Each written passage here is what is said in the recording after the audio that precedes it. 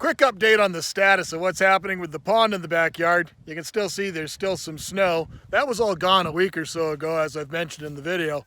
And we're plunged back down. Today we went up to +6 centigrade, and we're only going to get warmer from here. So this was just a minor inconvenience, the amount of snow, but we had about 8 to 10 inches of snow that hit in the past 2 days, so it's all going to disappear really quickly. But that's been an absolute blessing for us, because I'll show you the quick pictures here of what the lake looked like. And as you can see, the water level plummeted this winter. It was such a dry winter. But what I did is I was able to get some hose. So we've got this length of hose, and it runs all the way to the side of the house behind the deck there. It's like 600 and some feet to go all the way to the house. So I've got a garden hose attached to the fence, and then it's running through this nylon hose. And what this is this is ancient fire hose. So let's take a quick look.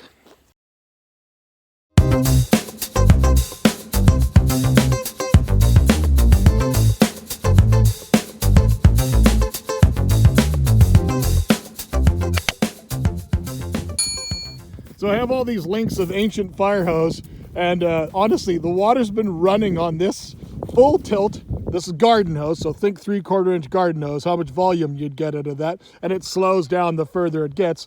But you can see it kind of coming out there, and this has been running for almost 3 weeks solid, 24 hours a day. The only time it's turned off is when we have to switch the hose to go and fill up for the animals and stuff. But this year, I didn't do any filming this year. I honestly just never got around to it with how hectic everything was. But this year, same as a year or two ago when we had that massive die-off, as I mentioned earlier, I was pretty scared this year coming into spring, wondering how bad the die-off was going to be, because you guys saw the video last year, and I'll put a link to it up here. We had such an absolute explosion of growth or also breeding of the amount of goldfish that were in the pond. I don't see any right now, but we just had so many fish that I was terrified what was going to happen this winter. And this spring, we did have a fair bit of die-off, but honestly, it wasn't really fish that we lost this year. It was mostly frogs, leopard frogs. And I guess they burrowed into the soft mud where it was going to be nice and wet. And I think over the winter, it dried out so much that it desiccated the areas where they were, and they were dead. So we pulled out hundreds and hundreds of bodies of dead frogs. Now, the only other thing that's kind of weird here is I don't see any bubbles coming up. And I should be seeing bubbles coming up from that black hose, because the windmill runs all the time. Now, the winter before, I took that windmill, I took the air stone out and put it on the bank because we're going to freeze down so many feet. But I thought this year I'm going to try something different at the cost of just basically of an air stone, really. I didn't think it'd be doing any damage to the compressor or anything. But I just left it in this winter to see what would happen. And I thought that maybe with the amount of pressure of the air, always pushing air underneath the ice, maybe the ice would crack and the goldfish would get more oxygen transpiration. I thought maybe that would help them, but I don't really know if that worked or not. Hopefully I didn't do any damage to the windmill. It's still spinning, but I don't really see any goldfish right now. It is dark. We've added a ton of water from out of our well, and the real advantage also is that by adding this amount of water, it also is good for our well system. It's going to cost us a little bit in electricity. A little bit, by meaning what I mean by a little bit, it's going to cost me a fortune. Oh, there's a couple of goldfish. So, a lot of stuff did survive. That's great. Filled the pond back up. Like if I stood up here, I'm at the same level. That's my neighbor's pond over there. And you can't even see water line at all. Like the water line, I'm not kidding, is 6 feet below the ground level.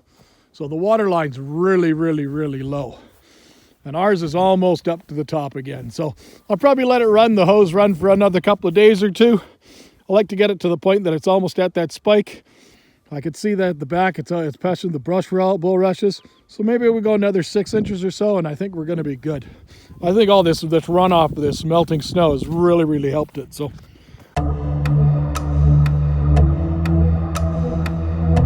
now, here's a couple of weeks later. You can see the lines in the sand where I brought the quad out and the harrow and kind of cleaned up the sand a little bit. Back to kind of where it should be.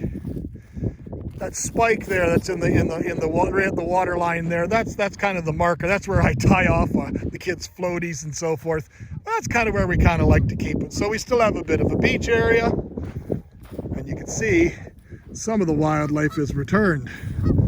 We have a pair of the majestic Canada goose. So let's take a little quick wander around, see if we can see any actual life. I can see some goldfish just surfaced there, made some rings there. So that's a good sign.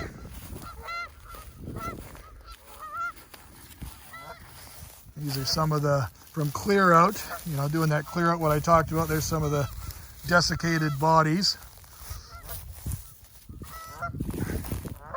You can see more of them there.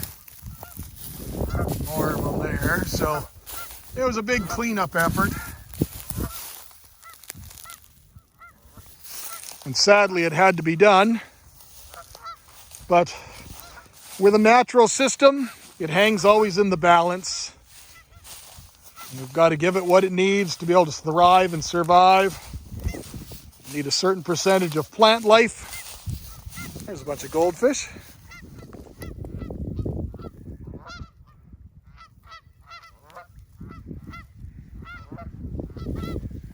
Oh, a bunch of goldfish there. That's showing up. We'll see what it looks like when I put it up on the screen. Camera's not, or the phone's not necessarily polarized, but it's a good sign to see life is returning. Now, the one thing I have not done yet is I pulled that air stone, so the hose is literally just sitting there. So I do know that my hose is working because you can see it sitting there bubbling away. That means that the hose is working. It works basically on pressure, similar like to a diaphragm pump, and it just pumps and the bellows push air down. I've got to either get a new air stone, or I may just find a way to clean that air stone. Wondering if the idea of possibly soaking it in some muriatic acid might remove some of that, all that stuff that builds up on the outside and kind of plugs the air stone. But overall, I'm very happy. And thankfully, because we have a well, I didn't have to pay for the water usage. I only had to pay for the electricity. And it ran for almost a month. 3 weeks to a month, running solid, 24/7, as I mentioned, other than when we were using the hose to deal with things on the farm. But I will be curious to see not only just the fish. We know there's a nice population of fish that did well and survived, but I am more curious to see as to what other wildlife that will return to the pond. The pond is large, but it's definitely not on the scale that I would say large enough to support a group of turtles or anything per se, because I don't know if they would have any of the habitat that they would need to be able to overwinter. They would want to dig into the soft mud of a bank or something like that to hibernate.